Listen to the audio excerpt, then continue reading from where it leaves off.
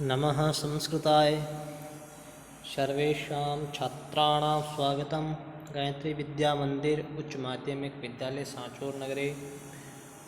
नवमी कक्षा का आज हमारा पाठ प्रारंभ हो रहा है। सप्तमः पाठः, सातवां पाठ है और पाठ का नाम है प्रति अभिज्ञानम, अर्थात प्रत्यय अभिज्ञानम। मतलब क्या हुआ?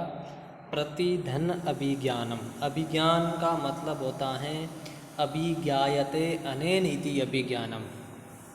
क्या होता है कि अभिज्ञायते अनेन इति अभिज्ञानम, किसी के द्वारा ज्ञान होना। प्रत्यय अभिज्ञानम का मतलब क्या होता है? किसी के माध्यम से क्या होना? ज्ञान होना। उसको क्या कहते हैं? प्रत्यय अभिज्ञानम कहते हैं। अब देखो, थोड़ी सी इस पाठ की आपके सामने मैं चर्चा करूँगा। ये जो पाठ है प्रत्यय अभिज्ञानम, ये एक नाटक है और उस नाटक का नाम है पंचरात्रम। नाटक का क्या नाम है? पंचरात्रम। देखो इसमें लिखा भी है कि प्रस्तुत पाठ भास रचित पंचरात्रम नामक नाटक से संपादित कर लिया गया है। अब देखो, अब इस पाठ की मैं आपके सामने भूमिका एक और रख रहा हूँ। आपका ये जो पाठ है, ये देखो नाटककार, जितने जो नाटककार हुए हैं उसमें जो पहला नाटककार जिसको माना जाता है वो कौन है? वो भास है। क्यों? क्योंकि जब नाटकों की खोज हुई थी तो उसमें भास के जो ये नाटक मिले हैं, लगभग कितने हैं? भास के 13 नाटक है। तो सबसे पहले इन 13 नाटकों को खोजा गया था। तो इससे ये भी पता चलता है कि नाटककार में पहले कौन हुए थे? भास हुए थे। और उनके प्रसिद्ध नाटक कितने हैं? 13 नाटक है, जिसकी मैं आपके सामने अगर चर्चा भी करूं, कुछ तो दूत एक है दूत वाक्यम, कर्ण भारम, दूत घटोचकम, उरुभंगम, मध्यम व्यायोग, पंचरात्रम। ये वाला जो अभी पढ़ रहे हैं ना, ये पंचरात्रम, अभिषेक नाटकम, बालचरितम, अविमारकम, प्रतिमा नाटकम, प्रतिज्ञा योगंधरायणम, स्वप्नवास दत्तम और चारु दत्तम। ये जो मैंने 13 नाम बताए हैं नाटकों के, ये भास के 13 नाटक है। उनमें से देखो एक नाम कौन सा आया था? पंचरात्रम। कौन सा था? पंचरात्रम। तो ये इस पंचरात्रम नाटक में से इसको लिया गया है। अब पूछा कि भाई ये पंचरात्रम क्या है?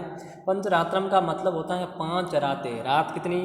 5। उन 5 रातों का कुछ विशेष बात होगी जिसकी वजह से पंचरात्रम इसका नाम रखा है।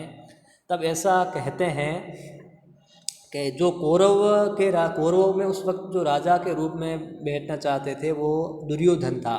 तो दुर्योधन ने एक बहुत ही बड़ा यज्ञ किया था और उस यज्ञ के अंदर उनके जितने गुरु थे उन सभी गुरुओं को वो क्या दे रहे थे? गुरु दक्षिणा दे रहे थे। सब गुरुओं ने अपने अपने हिसाब से गुरु दक्षिणा के रूप में स्वीकार किया था। लेकिन जो द्रोणाचार्य थे, द्रोणाचार्य जी के पास में जब ये दुर्योधन जाते हैं और उनसे पूछते हैं कि गुरुदेव आपको क्या चाहिए, तब द्रोणाचार्य जी कहते हैं कि हे पुत्र, मुझे गुरु दक्षिणा के रूप में अगर तुम वाकई कुछ देना चाहते हो तो पांडवों के हिस्से में जितना उनका जो संपत्ति आती है, उनका जितना जो भी राज्य आता है वो आप उनको लौटा दो। तब अब गुरु ने अब दक्षिणा के रूप में मांगा है तो जो दुर्योधन मना भी नहीं कर सकता। तो दुर्योधन ने क्या कहा? दुर्योधन ने कहा कि ठीक है, मैं उनकी जो पैतृक संपत्ति है, उनका जो राज्य का जितना भी भाग है, मैं उनको वापस लौटाने के लिए तैयार हूँ, लेकिन मेरी भी एक शर्त है। तो द्रोणाचार्य जी कहते हैं बताओ क्या शर्त है? कि शर्त ये है कि अगर आप इन पांडवों को 5 रात तक अगर इनको ढूंढ लेते हो तो मैं उनका जो भी राज्य भार आता है वो वापस मैं इनको सौंप दूंगा। तो अब 5 जो रात्रि हैं, 5 रात्रि के समय का युद्धि अपने द्रोणाचार्य जी को समय दिया है और द्रोणाचार्य जी उनको 5 रातों में ढूंढने का प्रयास करते हैं। तो ये जो नाटक है, ये जो कहानी है, वो इस पंचरात्रम नाम के नाटक में दी गई है। लेकिन अपना इसमें से क्या दे रखा है वो आप इस पाठ की जो भूमिका है, इस पाठ की भूमिका को आपको समझकर आप समझ जाएंगे। क्या कहा इसने?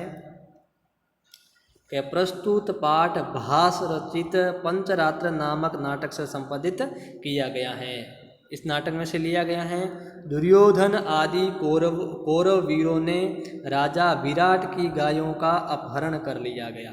देखो विराट, अब इसका मतलब ये महाभारत से, ये देखो पंचरात्रम है ना, ये कहाँ से लिया है, ये भी जो महाभारत का एक पर्व है और उस पर्व का नाम क्या है, विराट पर्व। पर्व का नाम भी क्या है, विराट पर्व। तो ये विराट पर्व से लिया है। तो विराट पर्व में क्या राजा विराट होता है, उसके बारे में बताया है। तो कौरवों के जो वीरों ने राजा विराट की गायों का अपहरण कर लिया। और ये भी बात है, उन विराट के राज्य में कौन रहते थे, जो 5 पांडव थे वो भी उनके राज्य में रहते थे और वो वेश बदल कर रहते थे।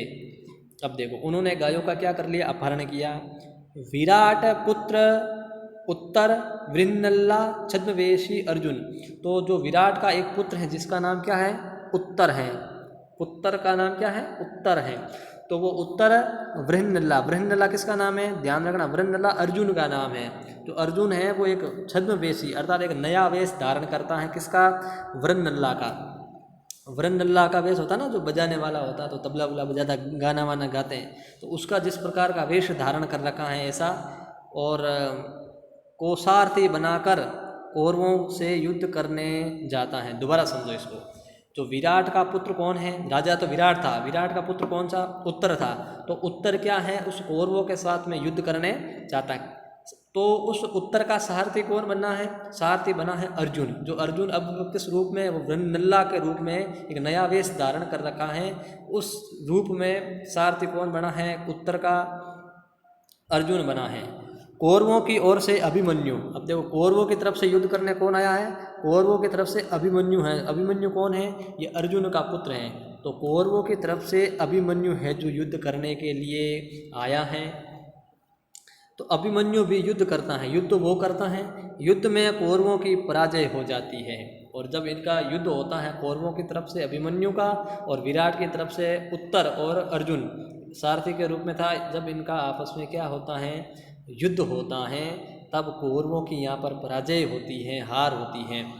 इसी बीच विराट को सूचना मिलती है कि वल्लभ, ध्यान रखना ये जो वल्लभ है ये भीम का नाम है, छद्मवेशी भीम, यहाँ पर भीम ने वेश धारण कर रखा है। वल्लभ बनता है जो रसोई आदि होती है ना, रसोई में जो काम करने वाला रसोइया होता है, तो उस रूप में कौन है, भीम है। तो भीम ने भी अपना एक नया वेश धारण कर रखा है, अपना एक नया रूप बनाया है। तो यहाँ पर जो वल्लभ है ने रणभूमि में अभिमन्यु को पकड़ लिया। जब युद्ध हुआ था तब भीम ने क्या किया, रणभूमि के अंदर जो अभिमन्यु था उसको पकड़ लिया।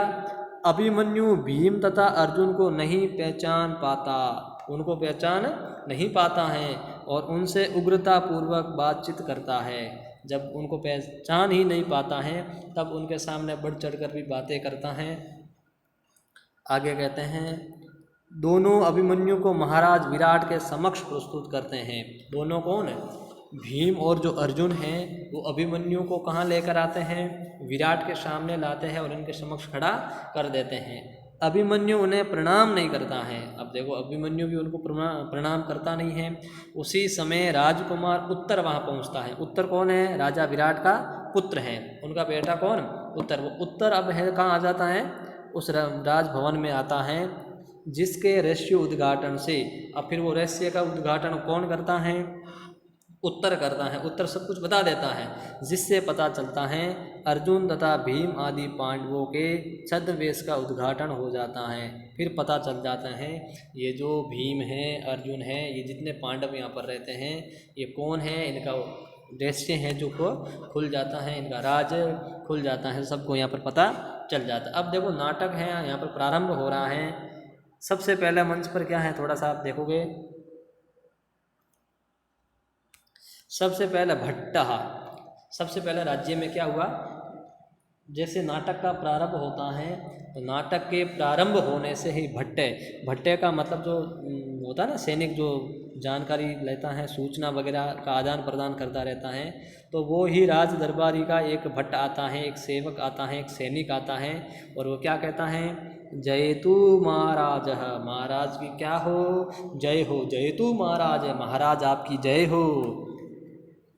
राजा क्या कहते हैं, अपूर्व इव ते हर्षो, अपूर्व मतलब इससे पहले, इव मतलब की तरह, ते मतलब तुम्हारा, हर्षो मतलब हर्षो, इससे पहले ये जो तुम्हारा हर्ष है, ये जो तुम्हारी खुशी है, ये जो तुम्हारी प्रसन्नता है, इससे पहले मैंने कभी भी नहीं देखी थी। आज तुम मेरे सामने जो दिख रहे हो, ऐसा खुश मैंने तुमको पहले कभी नहीं देखा था। ब्रूहि, बोलो, केन अशी विस्मिते, बोलो किस कारण से विस्मित हो, किस कारण से तुम आश्चर्यचकित हो। सबसे पहले भट्ट आया, भट्ट ने महाराज की जय की और राजा भी कहते हैं कि इससे पहले कभी भी मैंने तुमको इतना खुश नहीं देखा, बताओ किस कारण से तुम इतने आश्चर्यचकित हो। अब भट्ट जो सेवक है वो क्या कहता है, अश्रद्धा इयम प्रियम प्राप्त। क्या कहा, अश्रद्धा इयम, आपकी भी श्रद्धा नहीं होगी, आपको भी विश्वास नहीं होगा, इतना प्रिय एक मुझे समाचार है जो प्राप्त हुआ है, इतने प्रिय को मैं प्राप्त हुआ हूँ, आप विश्वास नहीं करोगे, ऐसा इतनी खुशी को मैं प्राप्त हुआ हूँ, आप विश्वास नहीं मानोगे नहीं मेरी बात को, इतनी मैं प्रिय को, इतना प्रिय समाचार या जानकारी मुझे मिली है।